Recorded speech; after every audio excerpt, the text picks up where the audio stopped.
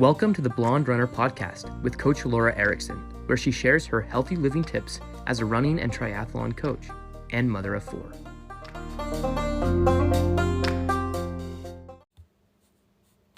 Hello, Coach Laura here, and I had a lot of people asking questions about interval training. Interval training is something that I incorporate in a lot of my training, my workouts, my own personal workouts, as well as who I coach. So interval training is a really good way to get faster. Basically, I like to explain the structure of the interval training, and interval training is somewhat similar to fartlek runs, so I'm going to talk about that a little bit as well. So with the training programs that I have, I do have, a lot of times on the training program, I'll have a 3IT. So I want to explain, what does that mean? So IT means interval training, and the idea with that is that we're doing some of the workout at faster pacing. So with that, the idea, I think it's important to understand why you're doing the workout. I think that will encourage you to do the workout.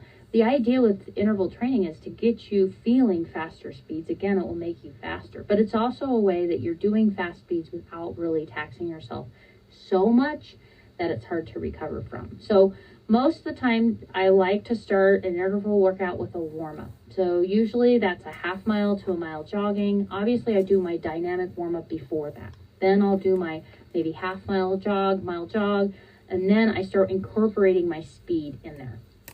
With an interval, the interval, a lot of times I'll tell people to do an 85% effort, and a lot of people don't understand what that means. So I thought I would define it. So 85% effort is relative to what you're doing. So if, let's say, in the training, I usually have people do anywhere from 1 to 3 minute interval. And the reason that I give them that range is because I want you to go by feel a little bit.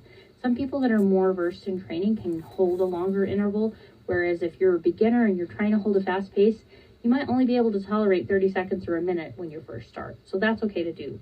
In terms of the percent effort, though, I want you to imagine what a 10% effort would be, which is a full-on sprint. And then I want you to dial it back a gear and a half to 85% effort. That's what it seems like. If you're not quite sure what that feels like, most people that I work with, my individually coached athletes, I actually have them do time trials, so we know what 85% effort would be, and so then I can give them an idea of pacing. One thing I want to discourage you from doing is looking at your heart rate too much during interval training. Most of the time with interval training, you will see that your heart rate doesn't catch up in time. It isn't accurate, and so it's good to look at those numbers maybe after how high did it go. But that's more useful for steady state runs or threshold or things like that.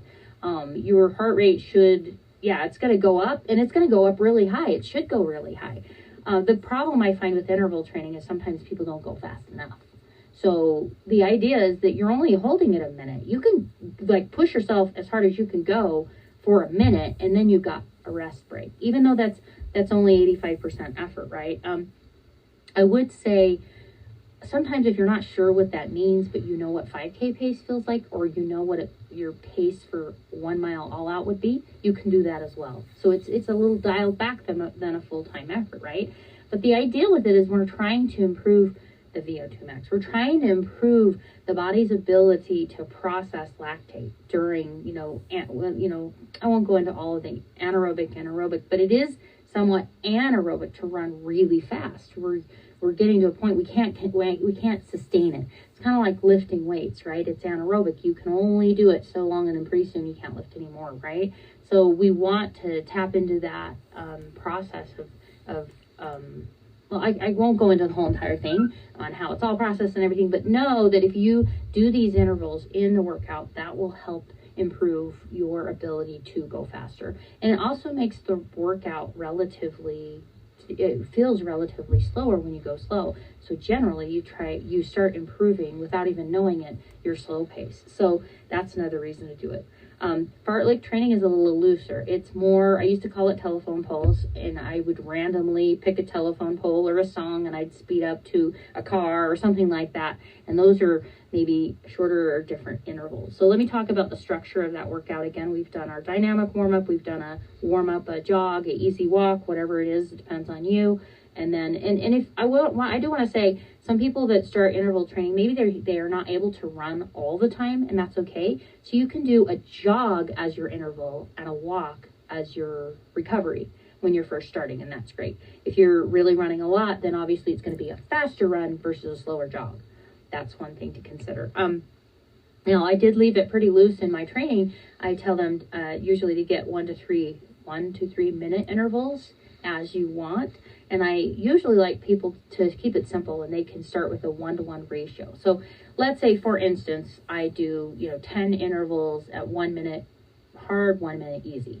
That's pretty simple, right? And that hard effort is going to be 85%.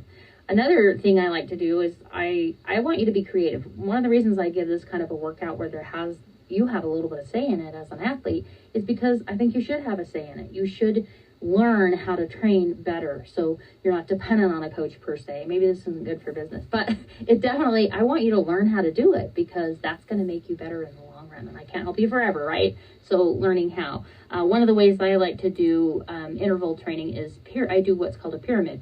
So I'll start with a 1 hard, 1 easy, 2 hard, 2 easy, 3 hard, 3 easy, and then I'll go back down to a 2 hard, 2 easy, 1 minute hard, 1 minute easy.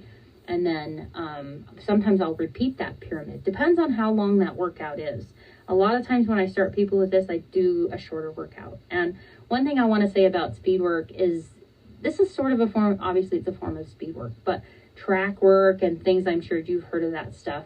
Generally, you want to be careful not to get any more than about 2 to 3 miles of actual speed work, the actual fast part, not the recovery time, because your body has a hard time recovering if you do more than that.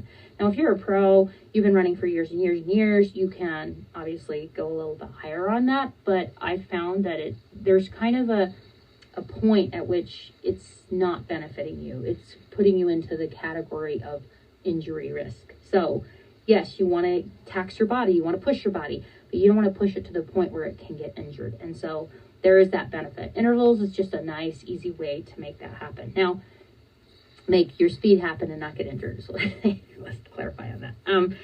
Also, I want to say so equal rest is a really easy thing to do. One other thing you might consider is, as you get better and you're doing this more, maybe once a week. A lot of times I'll have people do it once a week when they first start.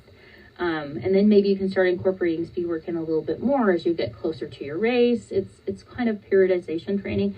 So we'll talk about that in other clips. But as you get a little bit better, you can increase the length of your push effort and then decrease or shorten that recovery time. So maybe I'll do a 2 minutes hard and a 1 minute recovery.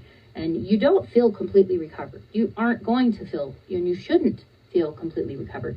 The idea is that we're teaching our body how to process a lactate and then pushing that. And so that pace should be, if you understand threshold pacing, it should be above threshold pacing. We're trying to push our body to be able to process better without oxygen. So it's a good thing that you do want to push that effort.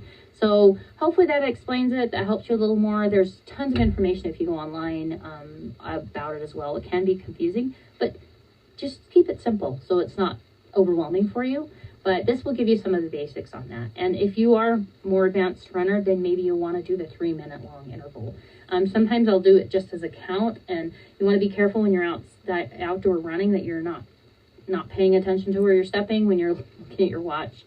I will say intervals are something you can do on the trails, but I encourage most of the people I'm training for do road running and road racing. If you're training for that, then you'll want to do them on the roads. Obviously, footing will change your ability to have the turnover that you might want. So you might want to do this. You could even do this on a treadmill where you increase that pacing and then you downsize up and down, up and down. The idea is that we're varying things a little bit. We're not getting into the humdrum routine of running the same exact pace all the time. I have a lot of people try to hire me and they are not improving, and it's because they're not challenging their body. And so these are shorter runs usually, so it's something you can totally tackle. It also builds your confidence, seeing that wow, I ran that fast, that's awesome, and then it will encourage you. So hopefully that answers your questions. If you have any other questions, please send them my way. Until next time, live well. So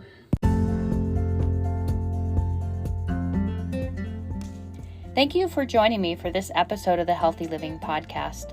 Be sure and check the show notes for resources or links that we mentioned in the show. You can also find them on my website at blonderunner.com. BLONDERUNNER.com.